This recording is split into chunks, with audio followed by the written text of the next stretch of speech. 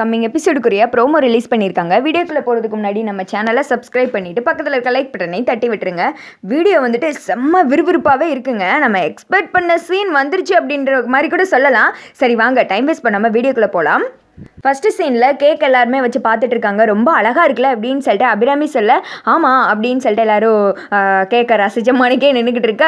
நம்மளோட mind wise கேக்கு நல்லா தான் இருக்குது, எங்கள் வாய்க்கு வராது அப்படின்ற மாதிரி இருக்குது.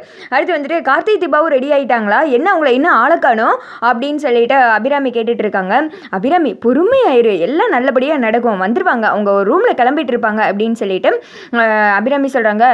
சரி அப்போது மைதிலி மீனாட்சி நீங்கள் போய் பார்த்துட்டு வாங்க, தீபா ரெடி ஆகிட்டாளா அப்படின்னு சொல்ல சரிங்கத்த அப்படின்னு சொல்லிட்டு ரூமுக்கு போனால் அங்கே வந்துட்டு தீபா ரெடி ஆகிட்டு இருக்காங்க.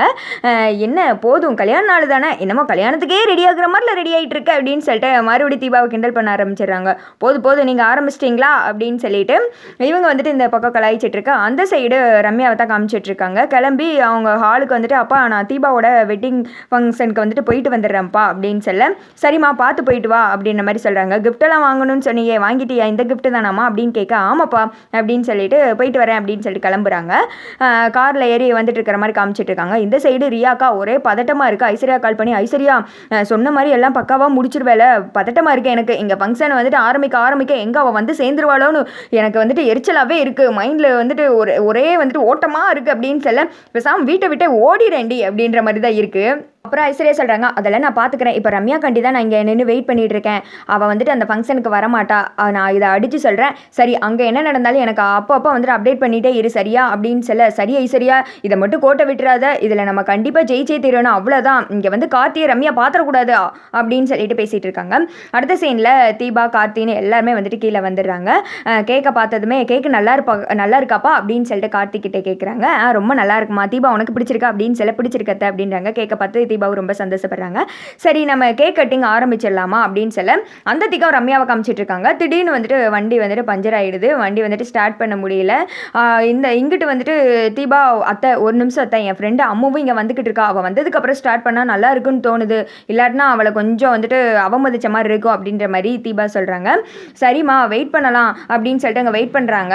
வர்ற மாதிரியே தெரியல, நீ வேணா அவன் ஃப்ரெண்டு கால் பண்ணி கேளேம்மா எங்கே வர்றான்னு சொல்லிட்டு, தெரிஞ்சா நம்ம அதை பார்த்து பண்ணிக்கலாம்ல அப்படின்ற மாதிரி சொல்ல சரின்னு சொல்லிட்டு தீபாவும் வந்துட்டு அங்கே அம்முக்கு தான் கால் பண்ணுறாங்க. அம்மு வந்து காரில் உட்காந்துட்டு இருக்காங்க. என்னால் இப்போதைக்கு உடனே வர முடியாதுன்னு நினைக்கிறேன், நீ வந்துட்டு ஃபங்க்ஷனை ஸ்டார்ட் பண்ணி கேக் கட்டிங்லாம் ஆரம்பிச்சிடும், நான் வந்துட்டு பின்னாடியே ஜாயின் பண்ணிக்கிறேன் அப்படின்ற மாதிரி ரம்யா சொல்லிடுறாங்க. சரின்னு சொல்லிட்டு தீபா வந்துட்டு அவள் கொஞ்ச நேரத்தில் வந்துருவாளாம், கேக் கட்டிங்லாம் ஆரம்பிக்கலாம் சொல்லிட்டா அப்படின்ற மாதிரி சொல்ல சரின்னு சொல்லிட்டு தீபாவும் கார்த்தியும் அழகாக அந்த கேண்டில்ஸை ஊதி கேக்கெலாம் கட் பண்ணி மாற்றி ஊட்டுக்கிற மாதிரி காமிச்சிட்டு இருக்காங்க. அதே சமயத்தில் இந்த பக்கம் பார்க்கணுமே பூகம்பம் வந்துருச்சு. ரம்யா வந்துட்டு ஏதோ ஒரு ஆட்டோ பிடிச்சி வந்துட்டாங்க. இங்கே வந்து வீட்டுக்குள்ளே நடந்து வர்ற மாதிரி காமிச்சிட்டு இருக்காங்க. இந்த பக்கம் ரியாவா அப்படியே வாசலுக்கும் இந்த பக்கமும் என்னமோ மிச்ச சோறு கிடைக்குமா அப்படின்ற மாதிரி ஏக்கத்தில் ரம்யா வந்துருமா வராதா அப்படின்னு சொல்லிட்டு இது நின்று பார்த்துட்டு இருக்கு. இங்கிட்டு ரம்யா தடபுடலாக வீட்டுக்குள்ள வந்துட்டு என்ட்ரி கொடுக்குற மாதிரி காமிக்கிறாங்க. அதோட பார்த்தீங்கன்னா இந்த ப்ரோமோ வந்துட்டு முடிஞ்சிருது. எனக்கு தெரிஞ்சு ரம்யா வரும்போது அந்த கூட்டமே இல்லாத மாதிரி தான் டைரக்டரை காமிப்பாருன்னு நினைக்கிறேன். ஏன்னா அவருக்கு தான் ஷார்ட்டாக எது வந்துட்டு முடிஞ்சா பிடிக்காதே ஜவ்வா இழுக்கணும், அதுதான் வந்துட்டு அவருக்கு பிடிச்ச ஒரு கதை ஸ்டோரின்னு சொல்லிட்டு நினைக்கிறேன். ஏன்னா ரம்யாவுக்கு வந்துட்டு இப்போ உடனே விஷயம் தெரிஞ்சுட்டா ரியாவுக்கும் ஐஸ்வர்யாவுக்கும் இதில் வந்துட்டு ஒன்றுமே கேரக்டர் இல்லாத மாதிரி ஆகிடும். ஏதோ அங்கங்கே இதுக்கு வந்துட்டு வட்டமேசை மாநாடு போட்டு 2 எபிசோட ஓட்டுக்கிட்டு இருக்காங்க, அப்புறம் அதுவும் இல்லாத மாதிரி போயிடும். இதில் வந்துட்டு ஏதோ டேரக்டர் உள்குத்து வச்சுருப்பாங்களோ அப்படின்னு சொல்லிட்டு தோணுது. கார்த்தியை பார்க்குறதுக்கு அதிக வாய்ப்பு இல்லை.